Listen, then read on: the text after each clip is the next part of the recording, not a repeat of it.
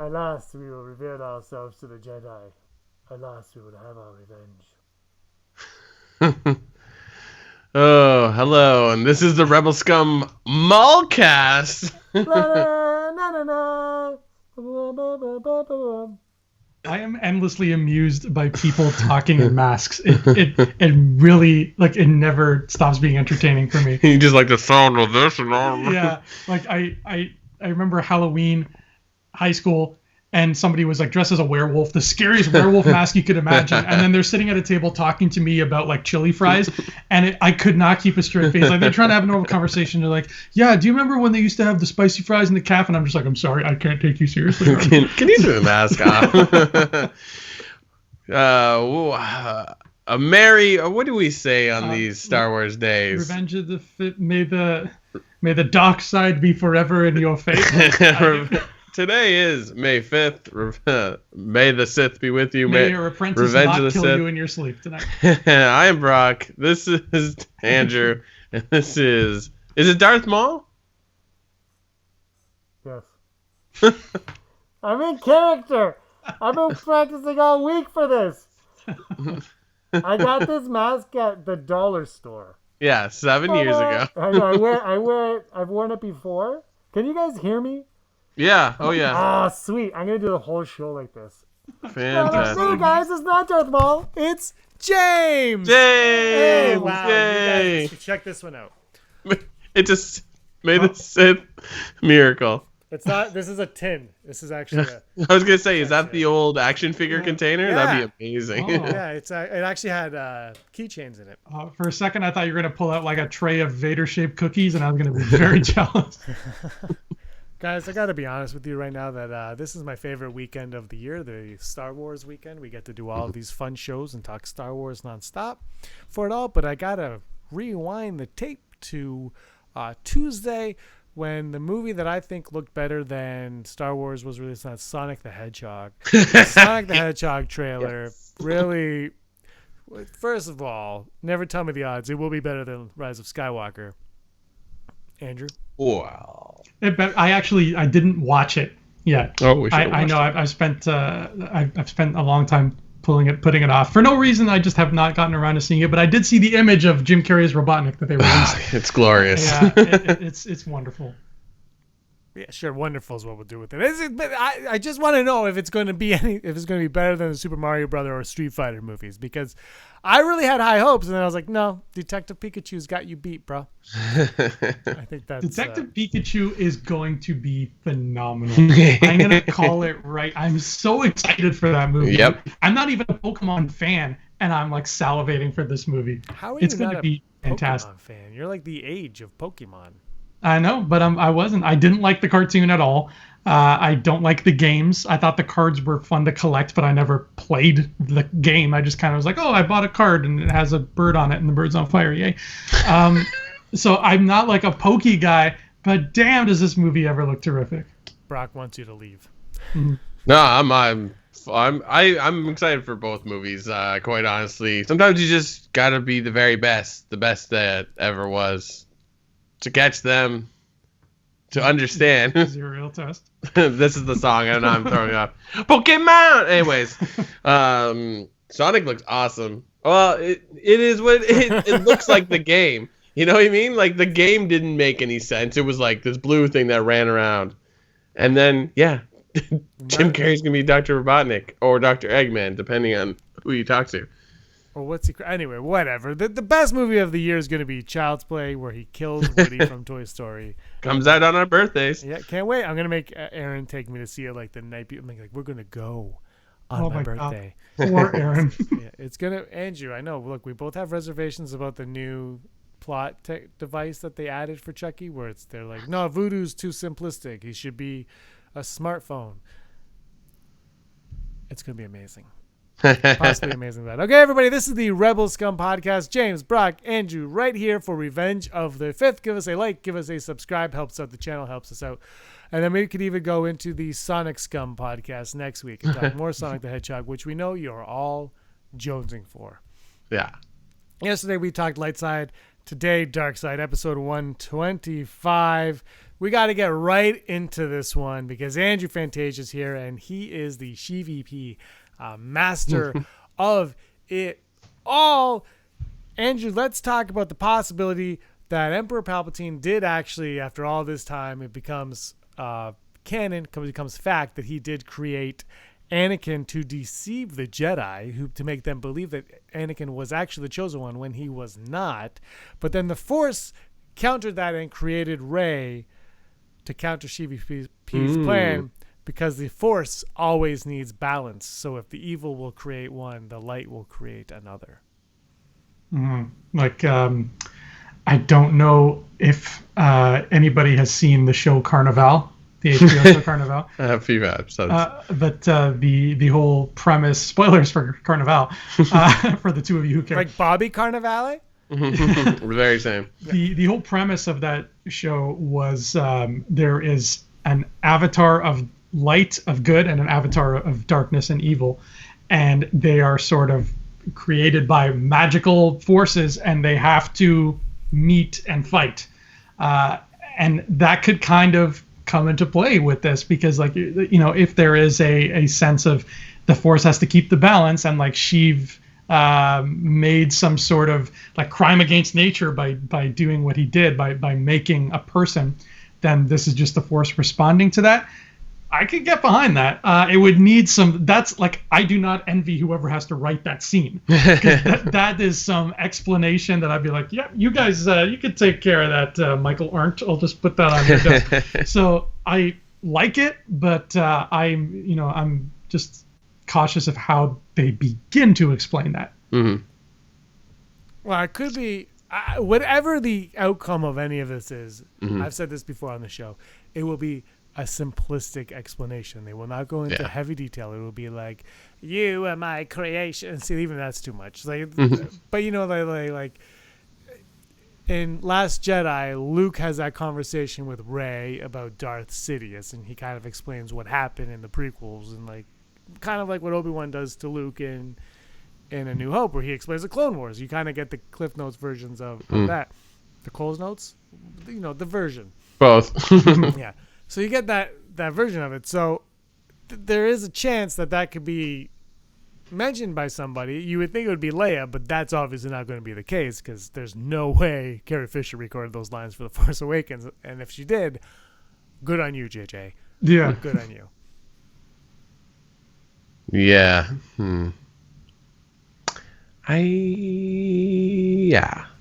I don't even know what we're talking about anymore. You think it could be like a possibility? I'm even though in the whole Sheev create Anakin thing in the Darth Vader comic, it's still ambiguous. Yeah, I think it's great. Like, just the execution of that is fantastic. I can get on it. It's still ambiguous. Yeah, I don't take that as gospel. That they're saying. Oh, that too. Legit, it's just like the issue is just like, he's like, well, it doesn't really. It's just like you're in a weird Force dimension. Anyways. Yeah. But I don't know, I like the idea of Rey's being created by the Force to balance that, but then I really does that mean Sheev is alive still? I guess if he's alive that makes sense, but then it makes Return of the Jedi kind of seem lopsided, because Rey's not 40 years old, and I believe it's 40 years between the two. You know what I mean? Yeah, the balance would make more sense if she was created while Vader was still alive to fight him. That's my major problem with it. Outside of that, I do like that concept. Mm-hmm. So I could get on board with that. But then, I don't know. I feel like they're also pushing the idea that the Force doesn't take sides. It's just the Force. Yeah. It's humans, or the human, or just the living creatures of the galaxy that makes these decisions to make it good or evil, right? Even most sort of creatures that are Force sensitive don't really take a side. They just act their instincts. So with humans, we rationalize it. But yeah, I could be in it. How does it all work? Well, here's a question: why did the Force awaken? Because it was 6 a.m. and there's work to be done. Because Disney needs to pay back their bill for buying Lucasfilm. No, but you know what I mean? Like, what was the spark that said? And I don't know. There's gonna be a million comments right now, but what was the ultimate spark that the Force had to be like, okay, Rey, wake up, you're up, let's do this? Because everyone's like, well, because Kylo was evil and this and that, but like Kylo was evil before the Force awoken Rey. Snoke was around. Well, I mean, if Snoke was Palpatine, whatever, but Snoke was around. Like the dark side of the Force was around. So what caused the Force to awaken in The Force Awakens? Maybe it was like the three big players in the galaxy who are sort of entwined with the Force, Luke, Han, and Leia, are in their darkest moments at that point. Like Leia's running a resistance movement that does not have a whole lot of support behind it and is overwhelmed and outnumbered by the First Order. Han is off being a deadbeat dad doing God knows what, just doing trucking jobs for like, rich kings. And Luke is on an island feeling sorry for himself. And meanwhile, their nephew/son is running around, being Hitler Jr. Like that is the entire line of Skywalkers and just like important people in the galaxy in general are in like the most dire straits ever, I'd imagine, between Return of the Jedi and Force Awakens. So like that would be an ample time for the Force to be like, hey, let's get our crap together. Let's sort this mess out. Mm-hmm. Yeah, it works for me. I don't expect to get an answer to that question. Like no one's ever come out and said who the Phantom Menace is point blank. You know what I mean? Like we all know, but George Lucas was like, the Phantom Menace is actually this Gungan named, Klee. By the way, how about Cloud? Is it Claude? Claude? Clog? Claude? No, it's a D answer. It's Claude. Samsonite. The one that looks like from the Explorers. I wonder what his role is going to be. Like, yeah. Chewie discovered. Like Chewie knows this guy. He looks like a pylon. That's true. Do you think he's going to get a cool voice? Do you think he's voiced by what's Doctor Who? Yeah. I kind of hope he talks more. Yeah, I feel like though, because the picture we see is with Snap with him and sort of like pointing him like this. I feel like, what about these guys? What about the Wookiees? Well, speaking of Snap, are they going to explain where the hell he was in the last movie? I think, did they do that in the Poe comic? They did. So I would hope that they somewhat weave that in. They don't have to like retell it, but like somehow it works with the comic. But who knows? There. Oh no! Chewbacca's down. Oh, foreshadowing. Foreshadowing. Do you think how bad would it be if this movie starts and Chewie dies with a moon crushing him or something? Just like, oh no, this is what they promised wouldn't happen. Chewbacca. Just cuts to JJ winking at the camera and being like, you guys wanted more EU stuff. This is what you're gonna get. Yeah, it opens with a scene with him and Lando and the Falcon, and he's like, yeah, I'm okay to fly. And then they like fly into a brick wall, and they're like, Rise of the Skywalker. We're like, and I'm just like, what? That shot we got of them in the trailer is like a moment before they collide. It was like a supernova. And then it comes up on the screen. Kathleen Kennedy was okay with this. Oh man, we're like, whoa. Here's a question: the Rise of Skywalker, not Rise of the Skywalker. I keep wanting to go there. So in The Last Jedi, when the title was announced, everyone's like, who's the Last Jedi? Is it Luke? Is it Rey? Is it this character over there? Is it Kylo? Who is it? And then Rian Johnson was like, it's Luke. Chill out, it's Luke. J.J. Abrams obviously does not operate the same way as Rian Johnson. Mm-hmm. So I don't think he's going to say that. But he did say in the movie it will be quite obvious. And when you look online, you would think that it's quite obvious, except that people are like, it's obviously Ben Solo. He's the only Skywalker left. And then people are like, well, Andrew, I think you're on this wavelength where it's like, no, Skywalker will be a new way of Jedi. And then some people are like, no, Rey is going to take up the name Skywalker. Or no, Rey is a Skywalker. Or no, this has to do with 3PO. Because we heard, I don't know if it's a spoiler, but there was a rumor that the MacGuffin had to do with 3PO's memories. And he is the first Skywalker, son of Anakin.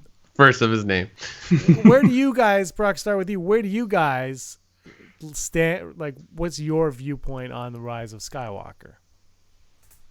What's our viewpoint on what? The Rise of, like, what does this Rise of Skywalker mean? Not necessarily who is it about, but what does it mean? What I'm thinking right now, because I have nothing based on, I like the idea of perhaps it's more of a nod to the lineage of Skywalker. So let's go back to perhaps Sheev is the one that manipulated midichlorians and Shmi and made Anakin. So I feel like the big core of the story is talking about solidifying that idea in the movie so everyone else can understand it, and then thus making it true. And then for some reason, this brings all their characters in, where it's like I keep talking about flashbacks. Let's see it. Let's get some Mark Hamill doing something, and then learning about who he was after Return of the Jedi, and then work that all in. So then it's what we need, the end cap to make this all seem to work together. So yeah, the Rise of Skywalker is perhaps Rey is journeying on, and it's like, oh, so this is how Skywalker, because in Force Awakens he's just a myth to her, and then he's a crazy guy in an island that pisses her off. So like she is learning, and I think we can learn more about what is exactly happening, because perhaps it leads her to Palpatine or the Death Star ruins, or I don't know, but that's how I feel about it. Andrew? Okay, you guys are both Zelda fans, correct? Yeah. All right. Picture this. Okay. This movie, The Rise of Skywalker, ends with an epilogue. All right. Okay. Whatever happens, we get the big victory, whatever, Resistance wins, yay. We get an epilogue, kind of like the Broom Kid one, but a little bit longer and with dialogue. And we see a temple, like a giant church-like structure. Like I'm picturing the Temple of Time from Zelda. Okay. That's what's in my head. And there's some characters walking through this temple, and they're just like in awe of the place. And they get to the back of the temple where the altar is. And there's these two stained glass windows, one of Luke, one of Leia. And stuck in like this marble thing in like a place of very high importance, like the Master Sword itself, is Anakin / Luke / Rey's saber hilt down into the marble. And somebody's like, what is that? And the person they're talking to is like, that's the legendary blade Skywalker. And this, this place is built in honor of the legend of these people who used that blade to vanquish evil 2,000 years ago. More profound than that. But I like that idea, that this is the rise of that legend. And we've been watching a tale that takes place a long time ago. This is how it becomes legend to the future inhabitants of the galaxy. And the owner of that little hut that you're describing is R2-D2, and he tells the stories to everybody that comes in, and George Lucas's prophecies have come to fruition. But it's like an old man is like, because I was there, and then it just R2's over top is like, wait, he's human. Here's a thought for you. At the end of The Last Jedi, Luke Skywalker sacrifices himself for the greater good of the Resistance and the galaxy as a whole, and it becomes that legend that you just described, or a part of that legend, because he does use that saber even though it's not physically on him. He does portray that. Now he passes, and now we learn that Palpatine is back. Could Luke's demise have been the catalyst for Sheev to return? That's actually a good point. And what you talked about yesterday, where maybe Snoke was Palpatine, he does say if Luke comes back, a new Jedi will rise. So it could kind of tie in. But anyway, I'm curious to know now, because that is a good point. I never thought of that. Like, okay, if Sheev's spirit or whatever is in that Death Star ruin, I'm curious. Does the gang go there? Excuse me. Does the Scooby Gang go there because they hear about this? Like, there's some bad stuff going down. Or is it like they go there for another reason and then they discover him? Because if it's the first reason that they kind of know he's there, maybe, there's like some kind of spike in the Force or something that Leia feels. And because Luke's death happened, that set it off. And it's just been getting stronger over the past year until she's like, okay, I can pinpoint where it is. So now I'm really curious, just from hearing you say that, James, to see the scene that sets up why they're on that planet and standing out in that field looking out over the Death Star? Like, what brought them there? I like that they're on a planet with fields and not just sand. Yeah, some nice reeds. Yeah, and it's not like, there's something nice about that, something Star Warsy about that planet. Although I don't know if you've seen the re-edit of that picture of the hero shot of Rey, Finn, Poe, and 3PO and Chewie, with somebody put in R2 flying next to them. I'm like, oh man, because honestly, where the hell is R2? He's the hero of this story. He's the one that's telling the story. Where are you, R2? Brock, what do you think of Luke's death bringing back the resurrection of Sheevy? Sorry, say it again. Luke's death bringing back resurrecting Sheevy. I don't know. What is the connection? And it's sort of like, when you say that, my first thought is like, Luke's existence was preventing that from happening. But then Luke he joins the Force because he's sort of expelled all his power. He's done the impossible. But then, like, why would he sacrifice himself if his disappearance brings back Sheev? Like, again, assuming that he knew he was preventing Sheev from coming back. I don't hate it, because then you're like, oh, cool, what a fun adventure. We got to go. He's like, you awakened the sleeping giant. So I just don't see it, because I feel like Palpatine and Luke don't have a connection. You know what I mean? Even though they interact, and Palpatine's a very important character, especially because of the prequels.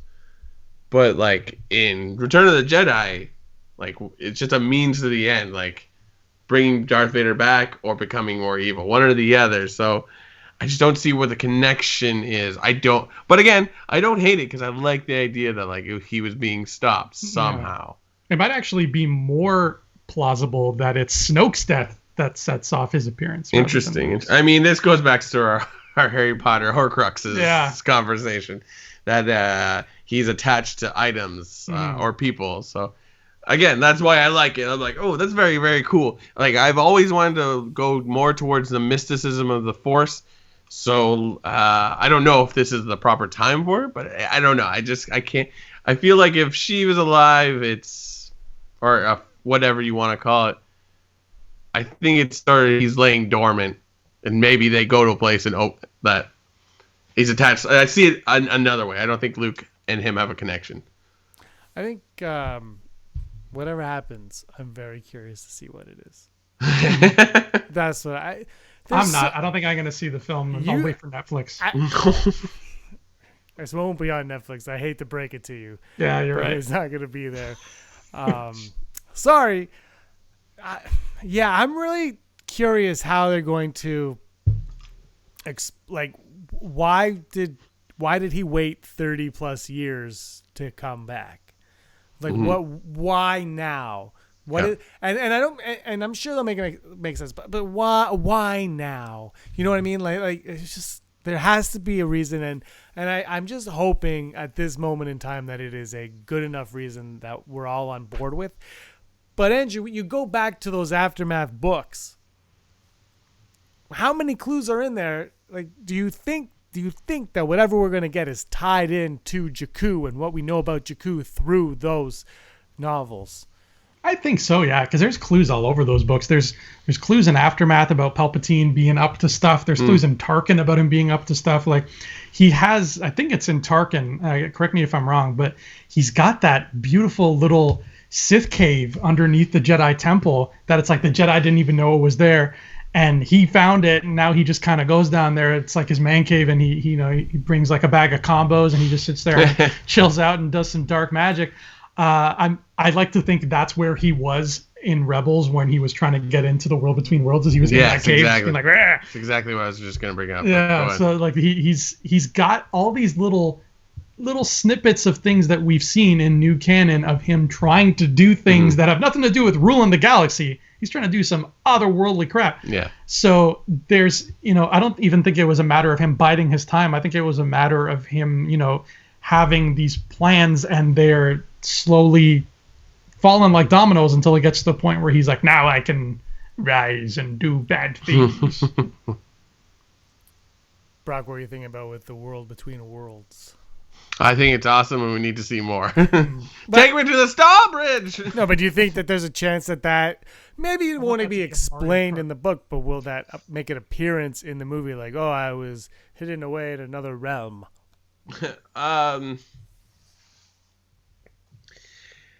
I don't want to do it because there's a movie out that's kind of similar to. So I don't think time travel needs to exist in this. But again, like I love that episode of Rebels where it's like, well, we can go across time and what have you, and this is how we get Ahsoka back. But I think we enter that, then it's just like you create a character you can't stop. You know what I mean?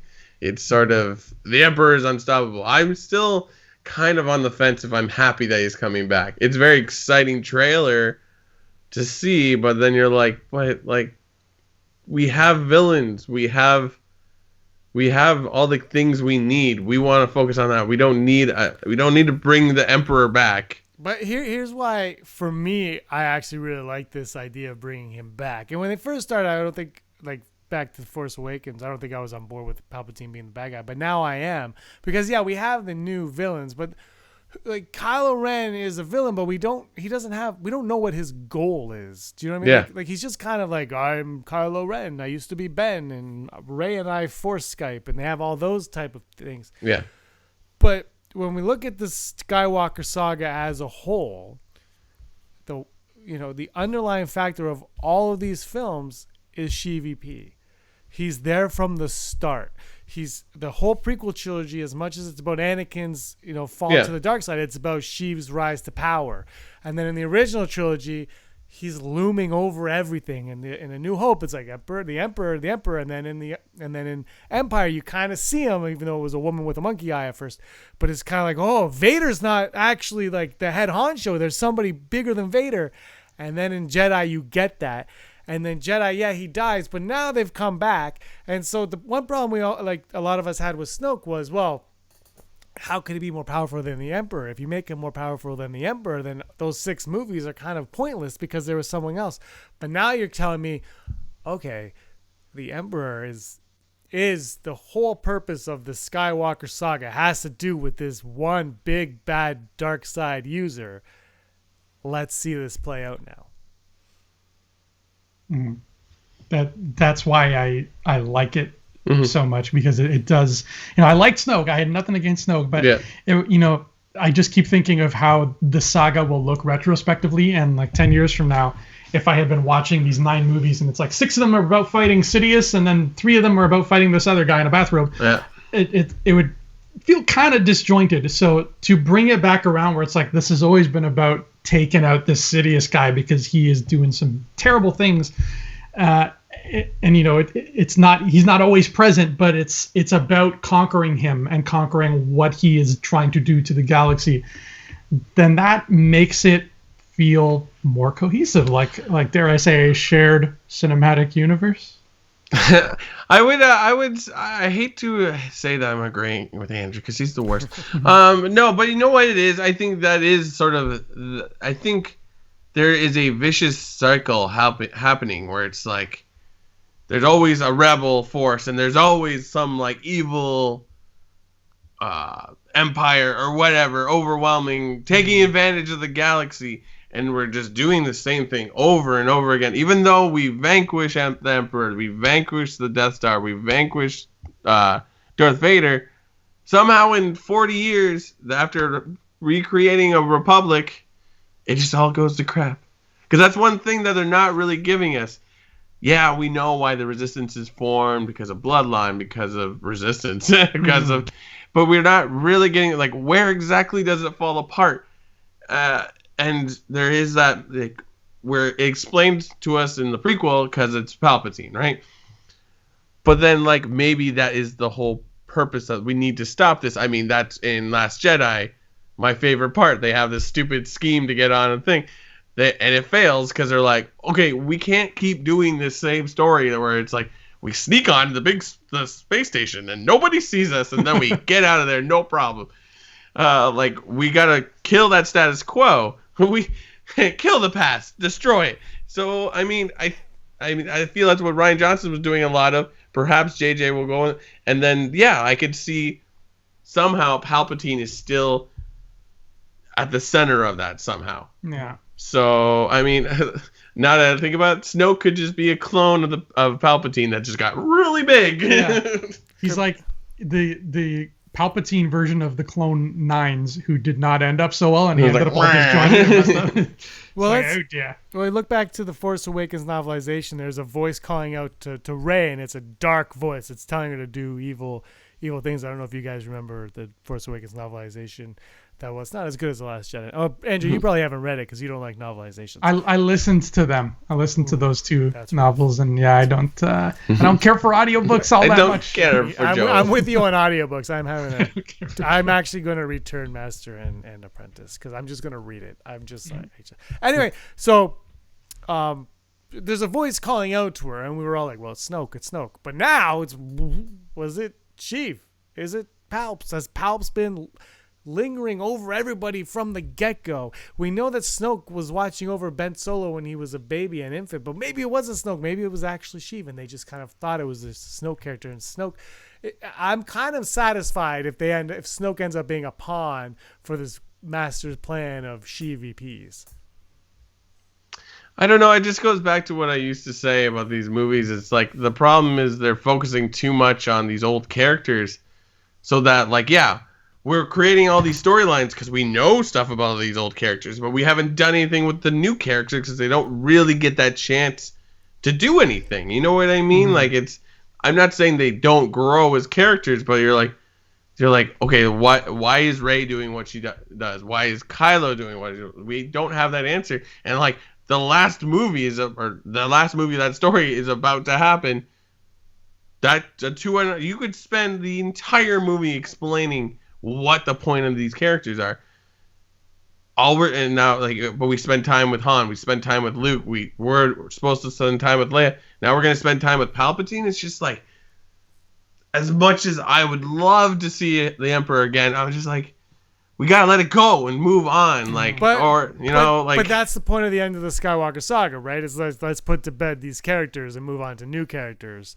But to put the old characters to bed, you got to wrap up that story. And I agree with you for the most part. But to wrap up the story, there's no bad guy that could be satisfying because of how grand Palpatine was in the first 6. It's almost like unless of course it's just Kylo, you know what I mean? If they were like Kylo is just because he's a Skywalker, because of this, he's the only way that this could be satisfactory, I think. So I think it was almost a necessity to go back and grab the Emperor. Yeah, I don't know. I just feel like this is all just sort of a marketing thing. It's like, oh, we'll still do it, and then it's like the end of the saga. I'm like, well, you're making more movies. You're in this. The Skywalker saga ended at Return of the Jedi. It's just. But no, but now you're they've painted themselves into a corner. That's is what the problem. I feel. Frankly, the problem is they made Episode 7. They should have left well enough alone and been like, that story's done. Let's move on to the Rey story. Mm. Well, I don't know about that. I don't think I can't picture a world where Disney just made a brand new trilogy of totally separate story I agree. Without touching on the Skywalker saga at all, because people would have been upset. Oh yeah. And I think unfortunately that's just the fickleness of fandom, is that I think there will be a lot less upset fans when it comes time to Benioff and Weiss's movies, when it comes time to Rian Johnson's movies, because you can have a clean slate. Nobody's going to be like, oh, Shorten Wickway doesn't act like that. My childhood's ruined, because guess what? Shorten Wickway just came out. So you'll have plenty of just space to branch out, and be more creative with that. But I feel like getting this story finished was, I don't even want to call it a necessary evil, because I love these new movies, but it was a necessary evil to sort of say, okay, let's say goodbye. Let's have a curtain call. Yeah, sure. Encore, one last shine for our main heroes that you've all loved. We'll say goodbye. We'll introduce more and expand the universe, and then we're going to get to the meat and potatoes. We're going to get to the new stuff that's going to blow you away. No, I totally agree with you. You know what it is? Force Awakens. Did we refer to any of this as the Skywalker saga? No, it wasn't until when it was just Force Awakens. I don't know. Because I feel Last like Jedi. Last Jedi was when they first said that's what I mean. Like saga. it's like I have no problem with calling it the Skywalker saga. I just feel like it's just. I totally agree with you. You can't have these movies without these characters, but they spent too much time with them. You know, you could have met Luke in the first one, and he could have brought you somewhere. Because I feel like Han doesn't really do much in the Force Awakens. Don't get me wrong; it's great he's in it, but he gets them to places, right? Right. And obviously with Luke, you can't just have him as a. But you could have. He could have been the new Yoda, where he's like, well, I can give you some answers, but I'm not going to do anything because my time is done or whatever. It's up for you to do things. So that's what you could have. What they did is fine, but I feel like it's just like the Skywalker saga. If they had been talking about it in Force Awakens, then my argument would be, I feel like it's just something that like, oh, we can all just call this Skywalker. It's happening in Marvel where we're like, this is the Infinity Saga. It's like, come on, Feige, you just thought that up. It sounds great, but like, it's like, come on, man. Like, it's just they're figuring it out as they go, and they're not doing a bad job. It just that's my feeling about it. I'm sorry to totally deviate from it, what we were talking about, but I think that's relevant, anyways. No, absolutely. I think these new characters are going to serve a purpose, and that purpose is going to be to destroy CVP. I don't know what else. All right, let's move on to the odds. Oh, today's odds, as always, are brought to us by our Patreon members. Thank you all for supporting us on Patreon. We're going to do after the odds today. We're going to draw our CVP T-shirt. One of our Patreons will win a CVP T-shirt, so we'll announce that after. But Brock, let's read off who our Patreon are. Do you want to take it? Sure. Our Patreons are Heidi Fedor, Barry Brophy, Dennis Allen, Christine Allison, Mary Kristen Athen, Jeff Wilson, Aaron Quinton, Al Schuler, Phil Staniforth, Heather Long, JRB Nerdcast, Scott D, Jacob Nixon, Andy Higgins, Mason Obie, Matt WFP, and everyone's favorite nerd who lives in a den. The den of nerds. And not Andrew Fantasia, as per usual. No, I'm broke. I thought you were going to say, nope, I'm Brock. I was like, what? That was strange. All right, so thank you all for supporting us on Patreon, because we couldn't do Never Tell Me the Odds without you. Here we go. The first odd, today's odd, is... Andrew, I'll start with you on this one. The odds of Rey killing Ben Solo. Not Kylo Ren. Ben Solo. That would be so weird, man. I will say 17%. If they're sticking with, the path of the light, I don't think Rey is going to straight up kill a mother. I think she's going to be a little bit more diplomatic about it. If Ben dies, I think it will be either by his own recklessness or possibly by his own hand, possibly by like Hux's hand. It's going to be in a way that doesn't involve the main hero killing a dude, because I don't think Star Wars has ever really gone down that route. And that's not to say that they can never go down that route. It'd be interesting to see, but I don't think they're going to do that with Rey. I agree. I'm going to go 22%. I don't see that happening. I could see Ben Solo, Kylo Ren dying. I could see Rey being, maybe she has to sacrifice him. I guess that's a possibility, but I just feel like it's too obvious. Brock? I'm going to go full Brock on this because I feel like this is a loaded question and I am not going to answer because it's just like, I don't know, man. He's like, do you know the end to Citizen Kane? No, I have not seen it, so... You haven't? No, I have. Oh, okay. But you know what I mean? Like, it's like, do you know how the movie in 2025 is going to end? No, because I haven't seen anything. It's just so, I can't, it's, yeah. And the Ben Solo part of it, like, you're tricky. Our next odd, the odds of 3PO and R2D2 being shut down for good by the midway point of the film. That, Andrew, would be the hour and 45-minute mark for you. The midway point of the Rise of Skywalker. Will our favorite droids be shut down for goodsies? 4%. This is I can't see them being shut down. That'd be sad. And definitely not that early, like a midway point thing. Granted, it would be a hell of a twist. I'd give them that, but I feel like if there is a midway point twist coming, then I don't think it would be the shutdown of our droids. I think it would be something else. Brock? I'm going to go 0% because they are the wills. Mm-hmm. They are the reason we know things that they just haven't told their story yet.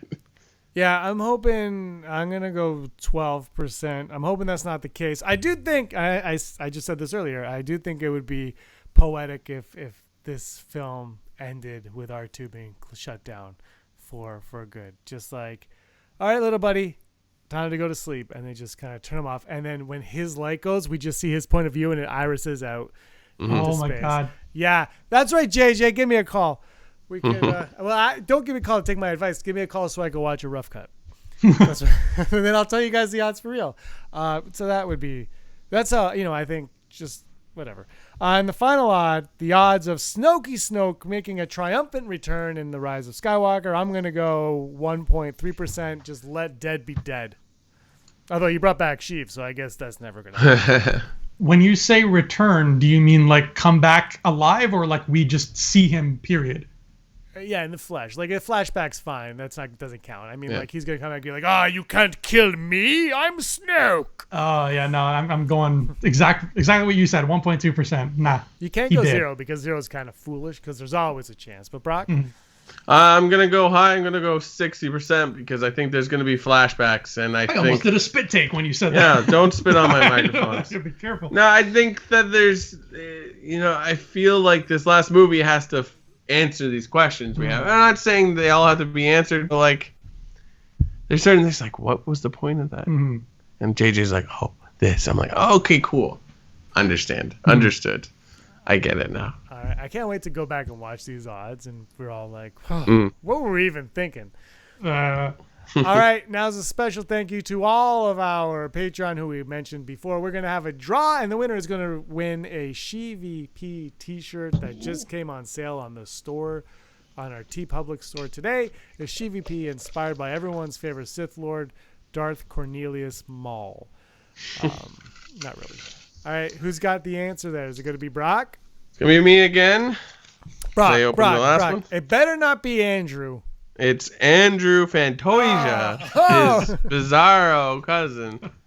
No, the winner is Heidi Fedor. Heidi. You win the thing. Yeah, you win. We're going to have a lot of cool prizes coming up in the future here on the channel.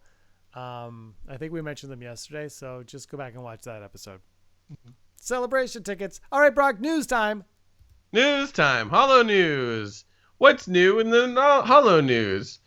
Since it's May the 6th, it's going to be a lot of Darth Vader. So there is a auction going up in the next few months, maybe next week, I don't know. It didn't really say when I was reading it up.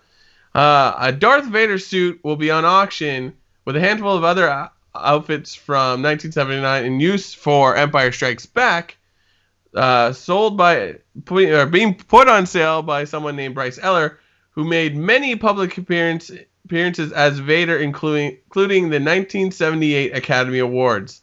Now, that being said, we're kind of no one's clarified if this has ever been in the movies. It's definitely movie quality because it was made by John Molo, who made the costumes for Empire Strikes Back. But as said before, this guy used to just dress up and go to public events. So either way, like it is an authentic Darth Vader suit, so it's worth it. If you have, it's being said that it will probably go up for up to $200 million. So if you have $200 million, then you got yourself a Darth Vader suit. It features 17 pieces in all, including the iconic black mask, boots, a pair of capes. Can their capes be a pair? And a codpiece. Oh, thank God. So yeah, it's gonna go high because a complete R2-D2 robot used in the first Star Wars in 1977 went for $2.76 million, and you can wear this thing, not R2, the Darth Vader thing, but also Vader Immortal, the new VR coming out for Oculus's new system, Oculus Quest or Quake? Quest. Whatever. The new Oculus thing that will be wireless, apparently. That's exciting. It's coming out May 21st, and it's, Andrew, have you done VR? I've never done. So is this one different from Rift? Is this different from Oculus Rift? I think the difference is this one won't have any cables. Yeah. So it'll just be like... Okay, right? I've never tried it once. None of it. You should try it. It's pretty sweet. I've never tried Oculus, but I've tried VR in general. It's very, very cool. So this will be very exciting. So it's coming out May 21st, and it will have a lot of voice talent, specifically Maya Rudolph, who apparently is getting a lot of flack because she'll be playing a droid. I don't know why people don't. Maya Rudolph's wonderful, so stop it. But it's coming out, so if you have a chance, try it out. I can't say enough. VR is so much fun. I'm looking forward to it. I got to try the Oculus in New York City, and it was like, what? So sick. So I'm excited to not get this, but want it. And then finally, out earlier this week, Star Wars Dooku Jedi Lost is out now. You can buy it on the App Store and Google Play. It's being sold as an audiobook by Penguin.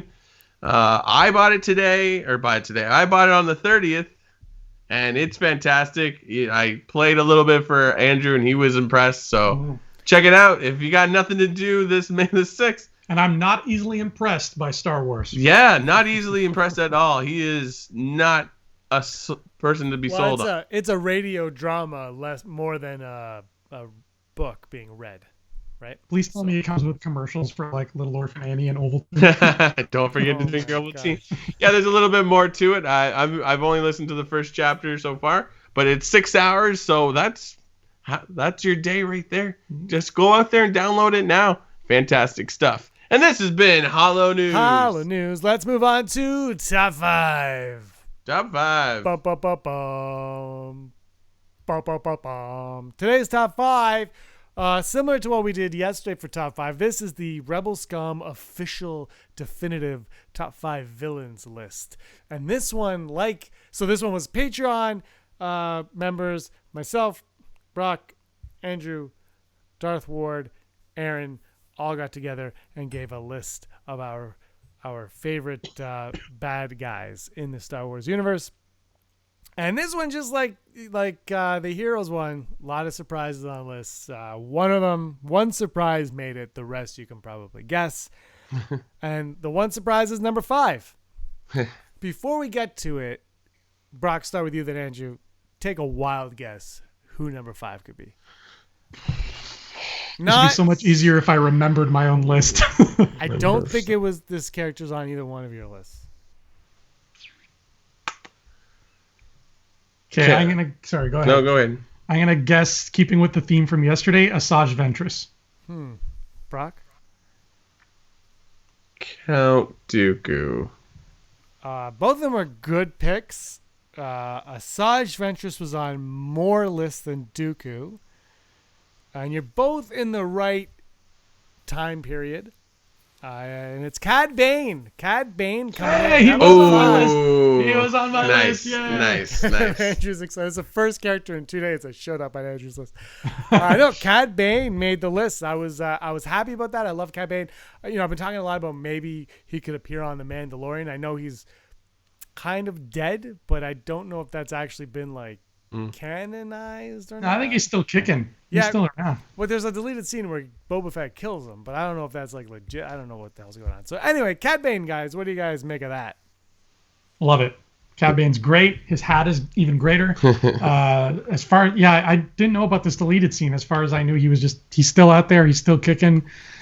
Same with my boy Embo, the other bounty hunter with the big hat. He's still kicking too. I love both those dudes. I will I was gonna say I will pay to see him in The Mandalorian, but I will pay to see The Mandalorian. Period. So either way, I'm paying. Yeah, no, I think it's fantastic that the very least in both 5 spots on these lists that they were Clone Wars centric characters. It's great. It shows you how that show has changed how a lot of things in Star Wars. So fantastic. Yeah, it's awesome to see that. And it also tells you where the heads of our Patreon members and ours are at. The Clone Wars is a huge part of Star Wars. Number 4, is this character a villain? Kylo Ren. Kylo Ren will finish what you started. He's on number 4. Kylo Ren, I think he's the coolest looking of the new characters. Although Rey's new white hoodie is pretty dope, so she's catching up. I actually know Janna. Janna looks, I'm like, what? She looks wicked. Yeah, from Endor, right? Like, that's awesome. But Kylo Ren, that mask is iconic. It was iconic before the movie came out, so I'm glad it's back. Brock? Yeah, Kylo Ren was on mine because I find him very interesting, and I keep crying for more character development. Let's know what he did. Who are the Knights of Ren? We need to know more. So yeah, and I love Adam Driver. So there you go. Yeah. Let the past die. Kill it. I think it's safe to say that he's going to have the most complete arc of any character in this new trilogy when everything's said and done, for sure. So yeah, I can see how, he would rise up there in popularity. I have no.